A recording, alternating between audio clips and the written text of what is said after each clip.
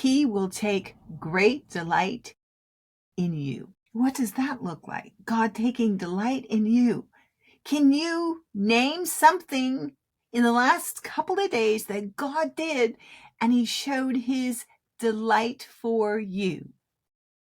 That Hebrew word delight implies a deep and profound joy and a pleasure. Do you catch God taking pleasure in you? It's the kind of joy like a proud parent feels when watching their child just walking through their day, simply existing.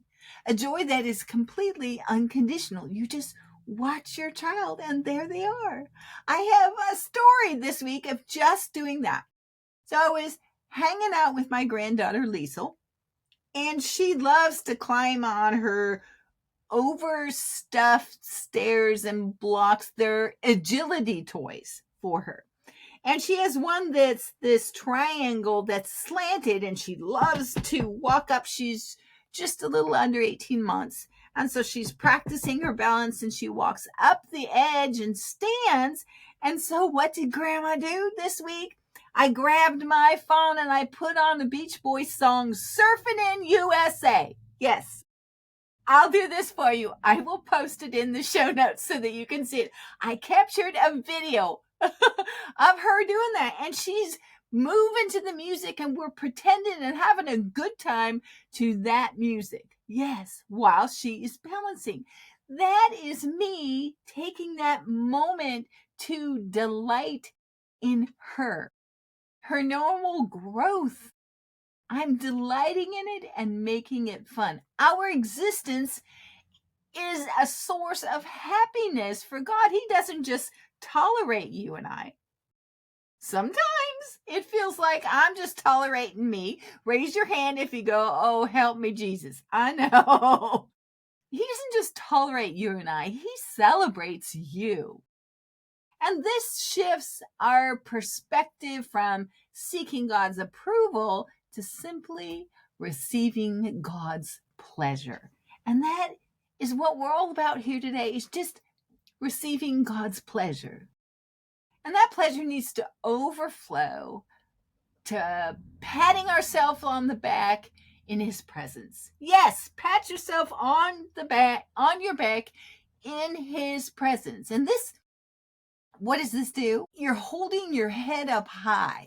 And when you hold your head up high and celebrate you, just today, you, not what maybe went on yesterday or this morning, or no, right here and now, you're listening to this encouraging podcast to draw closer to God. How do you think that makes him feel?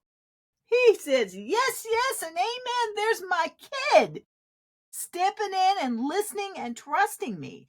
So when we do that, when we hold our head up high and we go, yep, this was the right choice to do, it helps us avoid calamity in relationships. And that develops stronger boundaries. Yay. And it helps us to direct our prayers for others because we've taken the time to say, hey, God, thank you. Thank you so much for helping me today. Thank you for putting this episode right in front of me so I can be encouraged. It's a gratitude that we say, God, I can feel you and I'm in concert with you. Number 3, it's a very striking element. He will rejoice over you with singing. This is God.